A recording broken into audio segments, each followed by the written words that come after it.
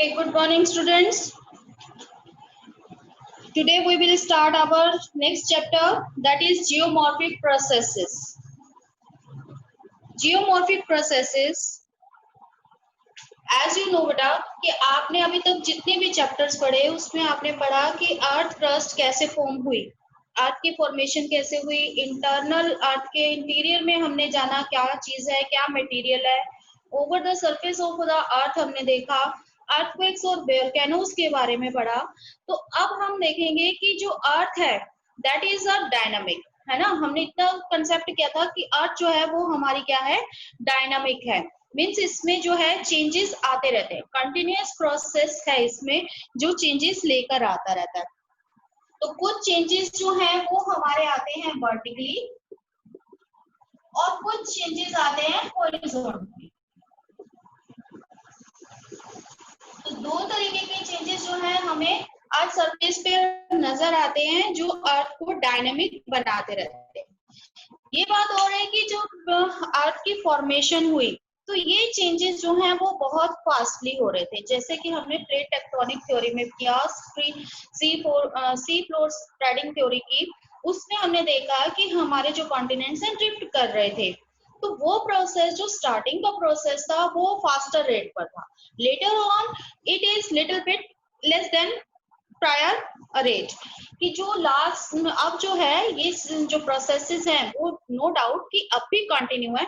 हमने कहा कि अब भी कॉन्टिनेंट्स ड्रिफ्ट कर रहे हैं, बट ये जो ड्रिफ्टिंग रेट है या फिर ये जो प्रोसेसिंग रेट है हर चीज की, वो क्या है, वो पहले के कंपैरेटिवली कम है। तो इससे जो है हमारे क्या होता है कि जो हमारे इंटरनल फोर्सेस की डिफरेंसेस हैं जो अर्थ में काम करती हैं, उससे हमारे क्या होती रहती है, अर्थ क्रस्ट फॉर्म होती रहती है और जिससे हमें वेरिएशन दिखाई देता है। अब आप देखते हो कि हमारा जो अर्थ सरफेस है वो स्मूथ नहीं है, नहीं है ना। कहीं पर जो है वो एलिवेशन दिखाई देता है, कहीं पर हमें डिप्रेशन भी दिखाई देता है। तो इट मीन्स जो हमारा अर्थ सरफेस है वो स्मूथ नहीं है, इट इज इरेगुलर। इरेगुलर जो है, ये इरेगुलरिटी जो है अर्थ सरफेस की, वो किसके कारण आती है, कुछ फोर्सेस के कारण, forces that applied over the earth, ठीक है, और इनसाइड द। तो यहाँ पर जो हमें अर्थ सरफेस में वेरिएशन दिखाई देता है। अब इंटरनल फोर्सेस की हमने बात की, इंटरनल फोर्सेस हमने पढ़े थे दो, वोल्केनो एंड अर्थक्वेक। ये दो जो है वो हमने इंटरनल फोर्सेस की बात की थी। ये इंटरनल फोर्सेस क्या है, इंटरनल मीन्स जो अंदर वर्क कर रही है, यानी the forces which are working inside the earth, जो अर्थ के इनसाइड में वर्क कर रही है। तो वोल्केनोस और अर्थक्वेक्स दोनों ही अर्थ के इंटीरियर पार्ट में ओकर्स होते हैं। तो इसके कारण हमारा क्या आता है कि कोई पार्ट जो है वो ऊपर उठ जाता है और कोई नीचे धस जाता है, तो जिससे हमारे अर्थ सरफेस पर क्या आती है, इरेगुलरिटी आती है। ठीक है, करेक्ट इतना। अब इसके बाद की जो हमारी इंटरनल फोर्सेस हैं वो तो कंटिन्यू है ही, ये दोनों फोर्सेस तो कंटिन्यू है ही, लेकिन इसके साथ साथ सरफेस जो है ये तो हमारे इनसाइड का वर्क कर रही है। कौन कौन सी, अर्थक्वेक एंड वोल्केनोस। लेकिन over the surface of the earth पे जो है कुछ फोर्सेस वर्क करती हैं, जिनमें सनलाइट जो है वो इसका मेन एनर्जी सोर्स रहता है। तो ये जो बाहर से वर्क कर रही हैं उनको हम क्या कहते हैं, एक्सटर्नल फोर्सेस। क्या कहते हैं हम उन्हें, एक्सटर्नल फोर्सेस। अब ये एक्सटर्नल फोर्सेस सरफेस के ऊपर वर्क कर रही हैं, इंटरनल फोर्सेस सरफेस के अंदर वर्क कर रही हैं, लेकिन दोनों के कारण जो है वो क्या आते हैं, चेंजेस आते हैं। अब ये जो अर्थक्वेक और वोल्केनोस है, हमने कहा कि वोल्केनोस और अर्थक्वेक्स के कारण क्या हुए, माउंटेन्स की बिल्डिंग हुई, करेक्ट। अब इस पर क्या होता है कि इस पर जो है एक्सटर्नल फोर्सेस अपना इम्पैक्ट डालते हैं, जिससे इसको क्या करते रहते हैं, ये डाउन होता जाता है, इसका एलिवेशन जो है डाउन होता जाता है। लेकिन ये जो हमें फिर एक स्मूथ सरफेस क्यों नहीं नजर आता, क्योंकि दोनों ही फोर्सेस जो हैं अपनी अपनी जगह वर्क कर रही हैं। इंटरनल फोर्सेस भी वर्क कर रही हैं और एक्सटर्नल फोर्सेस भी वर्क कर रही हैं, जिससे जो हमारा अर्थ का जो सरफेस है वो हमेशा क्या रहता है, इरेगुलर रहता है। अब ये जो एक्सटर्नल फोर्सेस हैं वो मेनली कहाँ से आती हैं, के एटमॉस्फेयर से आती हैं। सबसे पहले हम दो तरीके के फोर्सेस की बात करेंगे। You must know the difference between the two forces which applied on the Earth's surface. First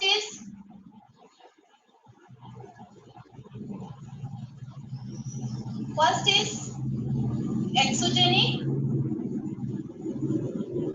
and second is endogenic. Exogenic forces and endogenic forces. सबसे पहले कि एक्सोजेनिक फोर्सेस क्या है। जब आप किसी डोर से बाहर जाते हो तो आपको क्या लिखा होता है, क्योंकि बच्चे बहुत कंफ्यूज होते हैं इन दोनों वर्ड्स में। तो आप बाहर जाते हो तो आपके बाहर के लिए क्या लिखा होता है, एग्जिट लिखा होता है ना, एग्जिट। तो यहाँ से आप देखोगे कि एक्स मीन्स जो बाहर की तरफ से वर्क कर रही है। So the forces which applied or work over the surface of the earth, जो अर्थ के ऊपर वर्क कर रही है। क्लियर। एंडोजेनिक यानी इन मीन्स अंदर, ठीक है ना। तो इन हम कह सकते हैं, इन का मतलब क्या लेते हैं हम, अंदर, और यहाँ हमने एग्जिट का मतलब क्या लिया था, बाहर। तो जो फोर्सेस बाहर से वर्क कर रही है, जो फोर्सेस अंदर से वर्क कर रही है, इस तरीके से आप इन वर्ड्स को याद रख सकते हो। तो यहाँ पर क्या है, the forces which are working inside the earth,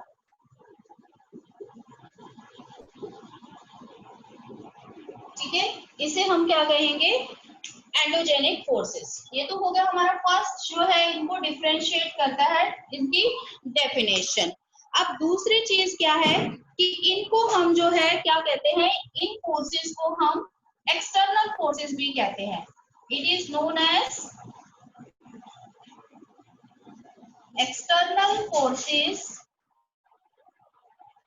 because they applied over the surface of the earth, ठीक है, and these are also called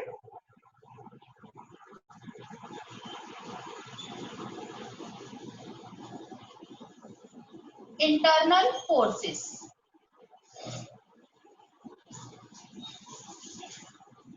अब ये जो फोर्सेस हैं ये किस कारण से वर्क करते हैं, एटमॉस्फेयर के कारण।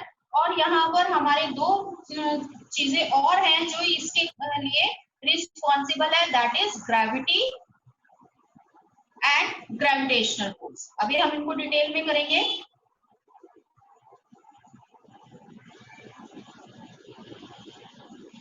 अब यहाँ पर देखो कि यहाँ पर ये जो फोर्सेस हैं उसके वर्किंग के मेन रीजन क्या है, एटमॉस्फेयर। एटमॉस्फेयर यानी कि हमारा क्या है, एटमॉस्फेयर की जब हम बात करते हैं तो मेनली हम लेते हैं टेम्परेचर, हीट, ठीक है।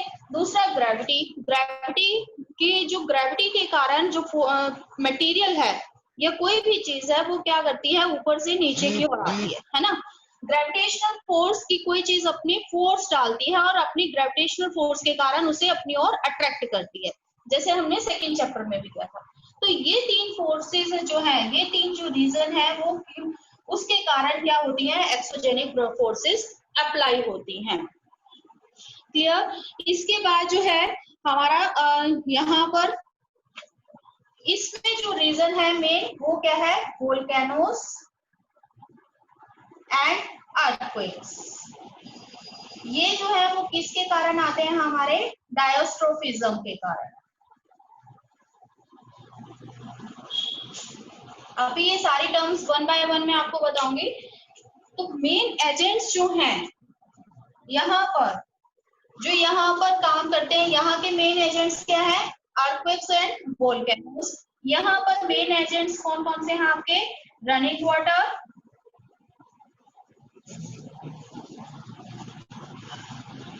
Glacier, wind, ground water and currents या वेव्स। ये जो मेन एजेंट्स हैं that causes exogenic forces while the volcanoes and earthquakes are considered as the endogenic forces। अब सबसे पहले आते हैं कि हमारे exogenic forces जो है कैसे वर्क करते हैं। You can take the screenshot बेटा, आप स्क्रीनशॉट ले सकते हैं इसका। मैम क्लियर नहीं है। मैं आपको साथ साथ बोल रही हूँ, आप साथ साथ लिख सकते हो बेटा। I am repeating, the first, the forces which applied or work over the surface of the earth is called exogenic forces, and the forces which are working inside the earth, these are called endogenic forces. Exogenic forces are also known as external forces, while the endogenic forces are also called internal forces. The main reason which gave the force to the endogenic forces that are atmosphere, gravity and gravitational force, and there is diastrophism. Main agent जो है वो इसके exogenic forces के the main agents are running water, glacier, wind, groundwater and ocean waves or currents. And here the agents are volcanoes and earthquakes. इतना clear हुआ? हो गया बेटा clear? Yes or no? Yes ma'am. Okay. Next is जो exogenic forces हैं उनको हम land bearing forces भी कहते हैं। These are also known as land bearing forces, and these are called land building forces. Last के 3 पॉइंट्स अभी हम 1 बाय 1 डिस्कस करेंगे, पॉइंट 3, 4 एंड 5। पहले आप नोट डाउन कर लो कि जो हमारी एक्सोजेनिक फोर्सेस है उसको हम क्या कहते हैं? Land bearing forces. ये हमारी क्या है? Land bearing. Bearing means land को तोड़ना, नीचे करना, ठीक है। और यहाँ पर ये क्या है? लैंड बिल्डिंग फोर्सेस, यानी लैंड को बिल्डअप करना, बनाना। क्लियर? अब हम इसके बारे में देखते हैं कि एटमॉस्फेयर, ग्रेविटी और ये सब जो है वो कैसे वर्क करती हैं। सबसे पहले हम आते हैं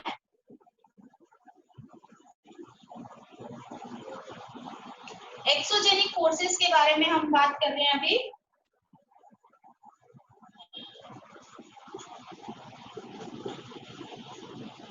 Which applied over the surface of the earth. Exogenic forces जो हैं ये इनका रिजल्ट क्या आता है? That resulted in wearing down the earth's surface.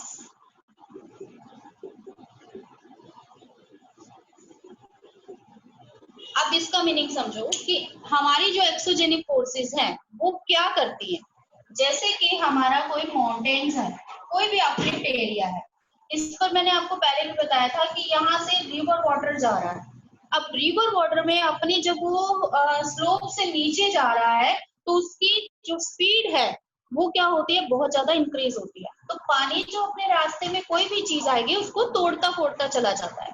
तो यहाँ का जो ये पार्ट है वो क्या होता जाता है? वो धीरे धीरे टूटता जाता है और ये जो एलिवेशन है वो क्या कम होता जाता है? कम होता जाता है। क्लियर? कि यहाँ से पानी जा रहा है तो इस चीज को तोड़ता जाएगा धीरे धीरे धीरे धीरे। ये कोई एक दिन का या एक ईयर का प्रोसेस नहीं है। इन प्रोसेसेस को जो जानने में हमें 100 ऑफ ईयर्स लग जाते हैं। तो यहाँ पर जो है ये जो है जितना भी इसका एलिवेशन था वो धीरे धीरे क्या होता जाता है? कम होता जाता है। यानी वो क्या कर रहा है, अर्थ सरफेस को बियरिंग डाउन कर रहा है, कि उसको नीचे लेके आ रहा है, जो एलिवेशन है उसको नीचे लेके आ रहा है। ठीक है, तो इसको हम क्या कहते हैं, डिग्रेडेशन। इस प्रोसेस को, बियरिंग डाउन को हम क्या कहते हैं, डिग्रेडेशन। किसी का जो एलिवेशन है उसको डिग्रेड करना, नीचे लेकर आना, तो इस प्रोसेस को हम क्या कहेंगे, डिग्रेडेशन। क्लियर है? इससे जो हमारे जितने भी रिलीफ एरिया है, एलिवेशन है, वो क्या हो जाते हैं, बियरिंग डाउन हो जाते हैं, यानी उनका जो है एलिवेशन कम होता चला जाता है। दूसरी चीज जो है इससे होती है फिलिंग अप। फिलिंग अप, अब ये जो मटेरियल है वो क्या करेगा, वो स्लोप पे तो नहीं रहता ना, वो स्लोप के साथ साथ नीचे आएगा, और जहां पर स्लोप जो है डाउन हो जाएगी वो वहां पर उसको डिपॉजिट करना शुरू कर देगा। तो यहाँ पर जो डाउन एरिया है वहां पर क्या शुरू हो जाती है, फिलिंग। ठीक है, वहां क्या शुरू हो जाती है, फिलिंग अप होना शुरू हो जाता है, जिसको हम क्या कहते हैं, एग्रेडेशन।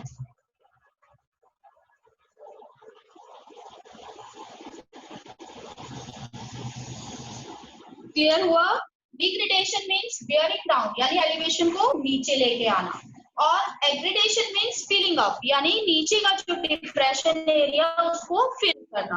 अब ये जो दोनों ही काम है वो कहाँ हो रहे हैं, ओवर द सरफेस होता है, तो ये हमारे क्या कहलाएंगे, एक्सोजेनिक फोर्सेस कहलाएंगे, जिसके कारण क्या क्या प्रोसेस होते हैं, या तो डिग्रेडेशन होता है या एग्रेडेशन होता है। अब इससे एक टर्म आती है आपको, ग्रेडेशन। सबसे पहले ग्रेडेशन क्या है, ग्रेडेशन का मतलब आप ले सकते हो कि एक तरीके से आपकी जो रिलीफ में हमें वेरिएशन मिलता है, ठीक है, तो उसको जो रिलीफ एंड वेरिएशन आता है, यानी बियरिंग डाउन जब किया जाता है, और ये बियरिंग डाउन मेनली किसके कारण होता है, इरोजन के कारण।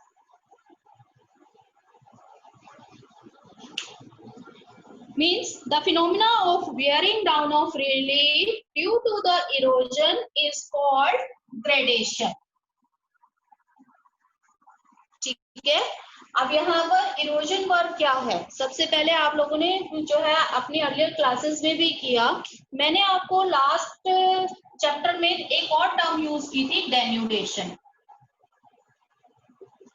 और दूसरी टर्म है इरोजन। इन दोनों में जो है वो स्लाइड सा डिफरेंस है।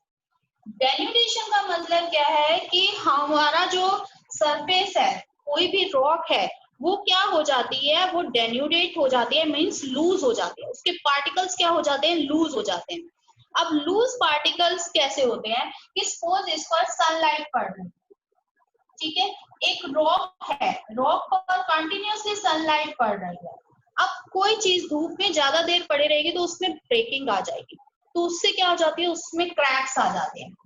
क्रैक्स आने के कारण जब पानी इसके ऊपर से निकलता है तो वो इसको मटेरियल को इजीली इरोड कर लेता है।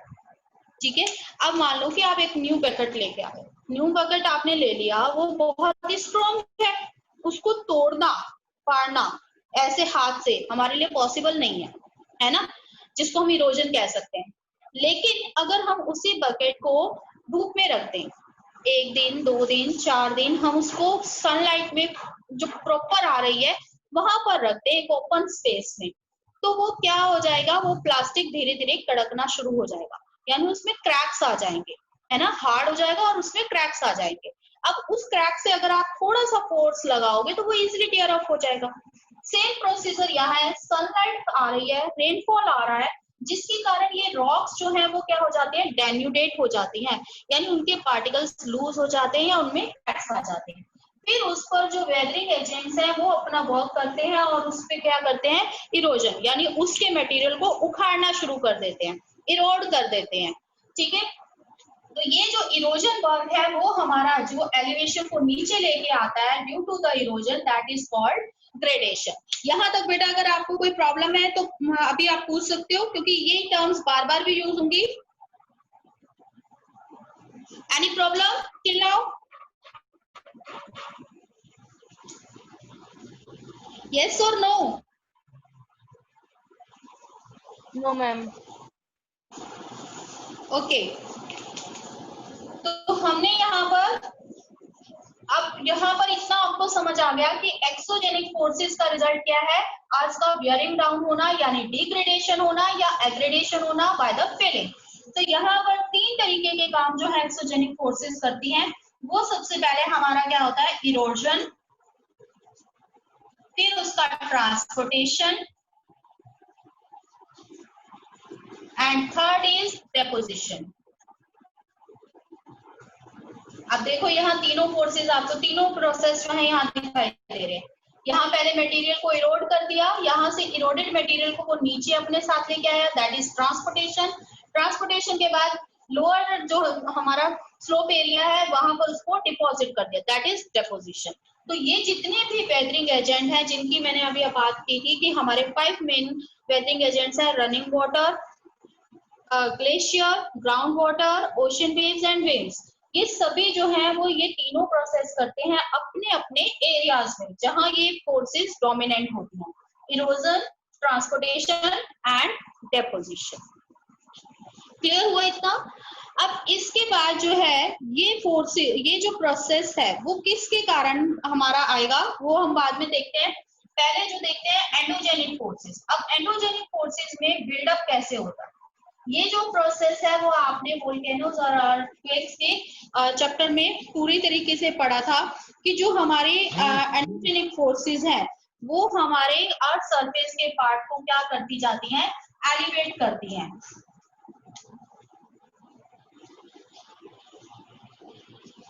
These called elevation।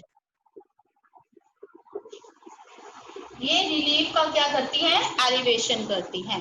जैसे कि वोल्केनोस देखा हमने, वोल्केनिक इरप्शंस होते हैं तो उससे नई चीजें बनती हैं, है ना। दूसरे में हमने क्या कहा था कि जो चीजें बनी हुई हैं उसको वो डिस्ट्रॉय कर रही है, मीन्स वेयरिंग डाउन कर रही है। यहाँ पर हम क्या कहते हैं कि जो चीजें हैं कुछ नई चीजें बनती हैं। जैसे कि वोल्केनिक इरप्शन में हमने देखा था कि due to the volcanic eruptions, some intrusive and extrusive forms, landforms are built on the surface of the earth as well as inside the earth।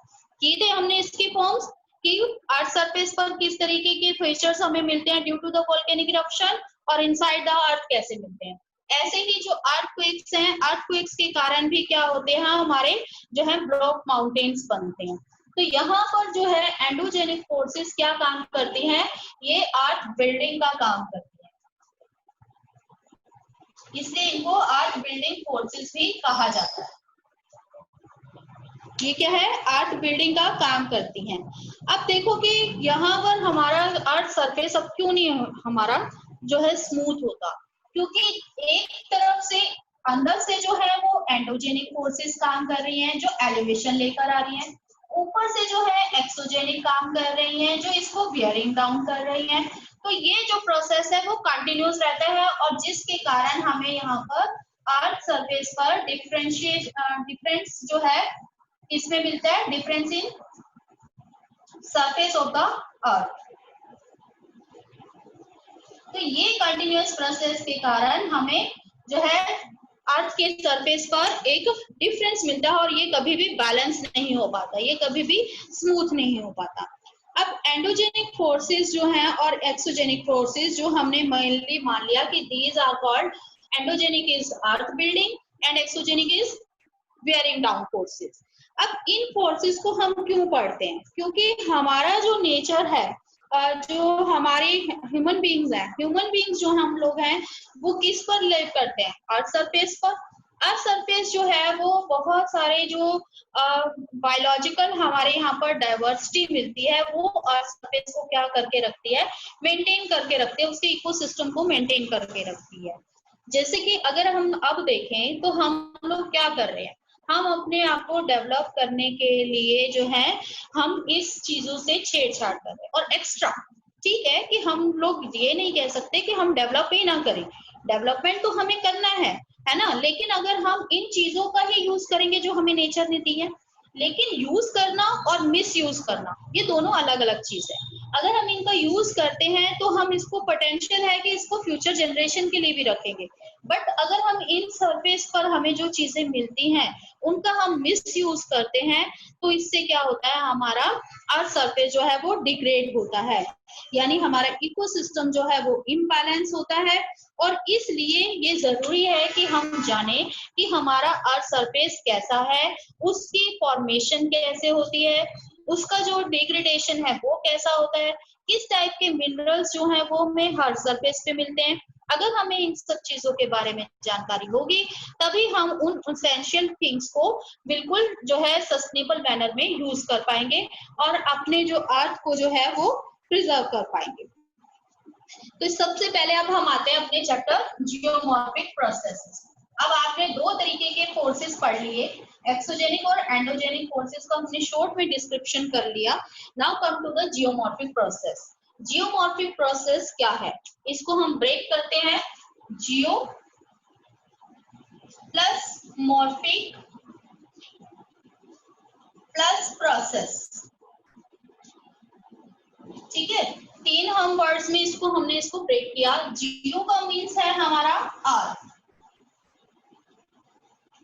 Morphic का मतलब चेंज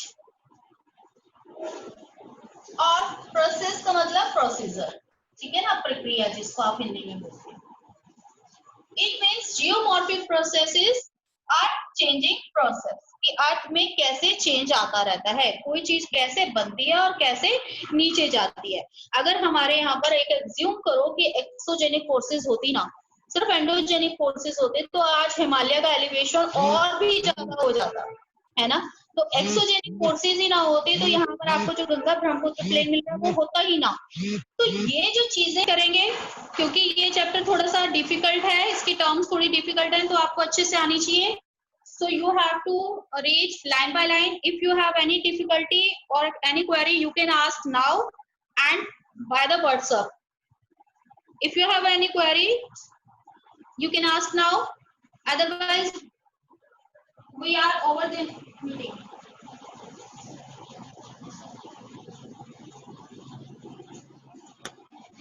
No doubts?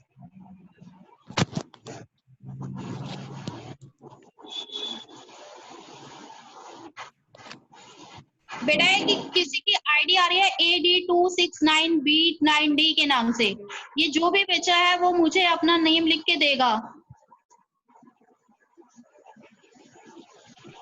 कौन है ये? What is your name?